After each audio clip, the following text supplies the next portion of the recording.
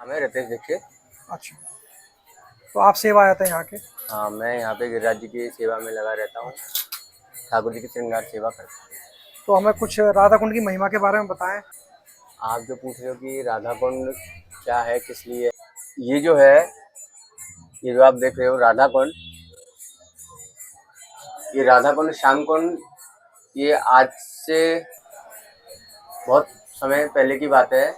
जो इस स्थान को कोई राधा कुंड श्याम कुंड के स्थान के नाम से नहीं जानते थे, जो अच्छा। कि उस समय का समय है, कम से कम 5,000 साल पुरानी बात है। जी जी जो कि हमारे बड़े बुजुर्ग ने जो हमको बताया है, जी वही हम आपके सामने बोल रहे हैं जी।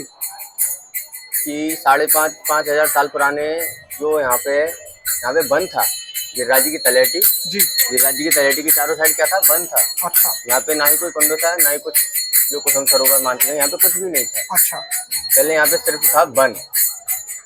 इस वन का नाम था अरिष्ट वन। अरिष्ट वन। अरिष्ट वन। अच्छा।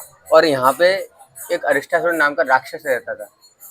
जी जो हमारे कन्हैया ने जो यहाँ पे जो जन्म लिया है, किस लिए लिया है, हमारे इस ब्रज क्षेत्र के आसपास जो भी राक्षस उन्हें जो यहाँ पे आक्रमण करते थे, जो नुकसान करते थे, उत्पात करते थे, तो जी। उनसे छुटकारा के लिए, क्यों यहाँ पे बहुत ऋषि मुनि ये सब किस लिए रहते थे, गोवर्धन पर्वत है इसलिए।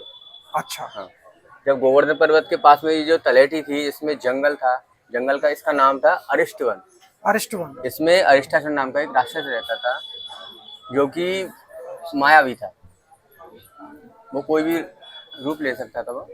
तो और वो क्या था, वो कंस का मित्र था। अच्छा। कंस जो यहाँ का कंस, राजा था, जो मथुरा का। भगवान श्री कृष्ण के मामा हाँ, जी, जो मथुरा के राजा थे और राजा भी हमारे थे। कृष्ण जी लाला के मामा थे। जी। उनका पूरा राज्य चलता था। कंस का वो मित्र था, जिसका नाम था अरिष्टासुर। जो यहाँ का पूरे जंगल का नाम ही उसी के नाम पे था, क्योंकि वो उसका पूरा आतंक था, पूरा मतलब मायावी था वो। जी। वो कोई भी रूप कभी भी ले सकता था, तो इस जंगल में कोई नहीं आता था। तो हमारे लाल जी जब गोकुल छोड़, कंस के डर के मारे गोकुल छोड़ जब नंदगांव की साइड आए, तो वो क्या करते थे, कभी कहीं गाय चराने के लिए जाते थे अपने। गाय चराने के लिए जब वो जाते थे, तो उनका कोई ठीक नहीं था कि कब किधर साइड चल रहे। तो जिस दिन वो अपने तलेटी, अपने गोवर्धन साइड इधर में आए, वो अरिष्ट वन के साइड, तो ग्वाल वालों ने भी बोला पहले कि लाला उधर नहीं जाते, उधर वो है, एक राक्षस रहता है, अरिष्टासुर नाम का राक्षस रहता है, उधर नहीं जाते। हम अपने आसपास ही, गोवर्धन पर्वत के आसपास ही हम जी। अपने गायों को चरा ले जाते हैं और अपने चले जाएंगे। तो जब वो लाला ने बोला नहीं, आज हम उधर ही चलेंगे, तो क्यों आए वो यहाँ पे, क्योंकि उनको यहाँ पे लीला करनी है। अच्छा।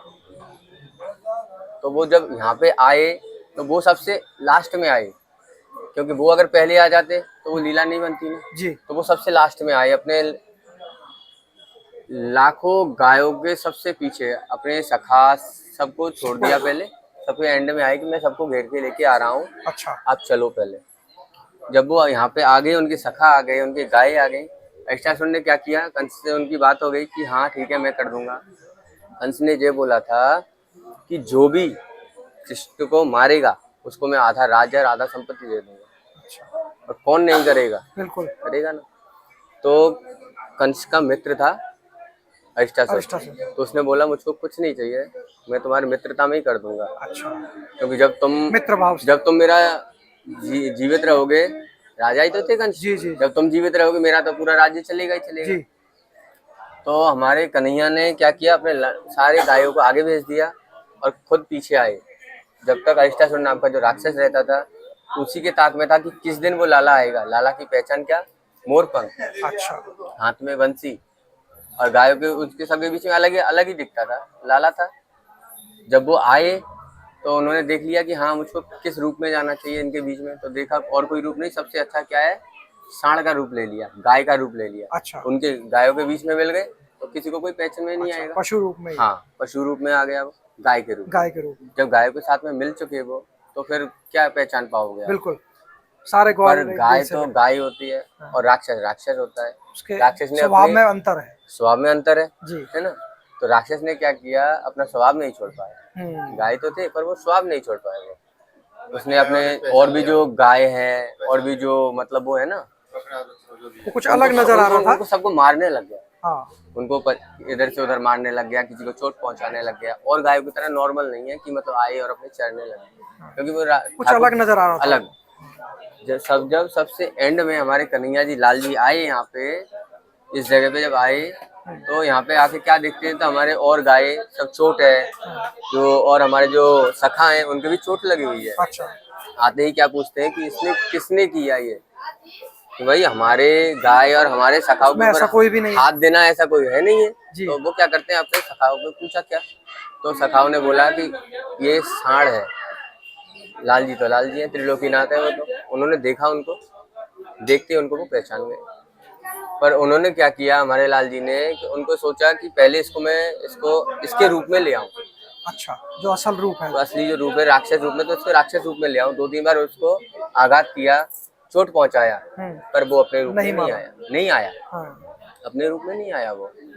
जब वो अपने रूप में नहीं आया, तो हमारे ठाकुर जी ने इसी स्थान पे, जो मंदिर बना हुआ है, जो आप खड़े हैं इस स्थान पे जी। इसी स्थान पे उन्होंने उसका 2 सींग पकड़ा। अच्छा। और उनको यहीं पछाड़ दिया। यहीं पे जब उसको पछाड़ दिया, कुछ समय हो गया, मर गया वो, उसका तो वध हो गया। हाँ। तो कुछ समय हो जाता है, उसके बाद यहाँ पे आती है हमारी श्री जी, हमारी राधा रानी जी। अच्छा। रानी जब हमारी यहाँ पे आती हैं, तो क्या लाती हैं अपने साथ में, माला और माखन मिश्री। माला कुसुम सरोवर, अच्छा। वहां से फूल तोड़ती थी। कुसुम सरोवर है। हाँ जी, परिक्रमा वहां मार्ग से में फूल तोड़ती थी। जी। और यहाँ से थोड़ा ही हमारे राधा कुंड, हमारे गांव के थोड़ा ही पास में एक कुआं है, मलहरी कुआं बोलते हैं। उस कुएं पे आते हैं, कुसुम सरोवर से फूल लेके अपने वहां पे आती हैं, वहां से माला पोती हैं। अच्छा। माला लेके यहाँ पे आती हैं, अपने श्याम सुंदर को माला, माखन मिश्री और फिर अपना रास से करती हैं। उस दिन जब वो यहाँ पे आती हैं, तो यहाँ पे आके क्या देखते हैं, यहाँ पे गाय मरा हुआ है। हाँ। तो गाय मरा हुआ है, तो कन्हैया से पूछते हैं किसने किया। सबने मिलके ने क्या बोला, हमारे दादा ने। दादा कौन, कन्हैया जी। तो कन्हैया हमारे पूछते हैं श्री जी से, तो अब मैं क्या करूं। तो श्री जी कहती हैं, आपको गौहत्या का पाप लगा है, आपका हम शक्ल भी नहीं देखेंगे। अच्छा। आप जब तक इस गौहत्या के पाप से मुक्त नहीं हो जाते हो, जब तक आप हमारे मंडली में या हमारे इसमें प्रवेश नहीं करोगे। तो हमारे कन्हैया कहते हैं कि मैं इसके लिए मुझको क्या करना पड़ेगा। तो हमारी श्री जी कहती हैं, संसार के जितने भी तीर्थ हैं, सारे तीर्थों में स्नान करके आइए। अच्छा। जब आपका इस पाप से आपका मुक्ति होगी। कन्हैया कहते हैं, जब तक मैंने समय लिया है, ब्रज को छोड़ के नहीं जाऊंगा। ब्रज के छोड़ने का एक समय था ठाकुर जी का जी। तो जब तक मेरा समय नहीं होगा, जब तक मैं इस ब्रज को छोड़ के नहीं जाऊंगा। तो श्री जी से कहते हैं वो कन्हैया जी, हमारे लाल जी, ऐसा नहीं हो कि मैं सारे तीर्थों को यहीं पे बुला लूं। तो उन्होंने सारे तीर्थों को यहाँ पे बुलाया। 33 कोट जो हमारे तीर्थ हैं, जहाँ पे हम जा भी नहीं सकते, वो सारे तीर्थ यहाँ पे कन्हैया ने अहुई अष्टमी की रात्रि, दीपावली से 8 दिन पहले जो रात्रि आती है, उस रात्रि में उन्होंने यहाँ पे उन सारों को यहाँ पे अपने बांसुरी के धुन पे उनको यहाँ पे बुलाया। कन्हैया जी का स्नान हुआ। कन्हैया जी के स्नान होने के बाद इन कुंडों का निर्माण हुआ। उसी समय से हमारे राधा कुंड और श्याम कुंड के नाम से जाना जाता है। राधा कुंड का ये है कि राधा कुंड में और श्याम कुंड में स्नान करने से कोई भी माता बहनें अगर अपने निसंतान होती हैं या कोई भी कुछ होती हैं, जैसे कि उनका कोई कामना पूरी नहीं हो रही है, अपने दीपावली से 8 दिन पहले जो अहुई अष्टमी आती है, उसमें आइए, आके अपना स्नान करिए और आके अपना जो कामना से आप जो फल छोड़ के जाएंगे पूरी हो, वो फल श्री जी आपको 1 साल के भीतर कामना जरूर पूरी करती हैं। ये हमारी राधा रानी का, श्याम सुंदर जी का, यही हमारा यहाँ का वरदान है। बोलिए राधे राधे।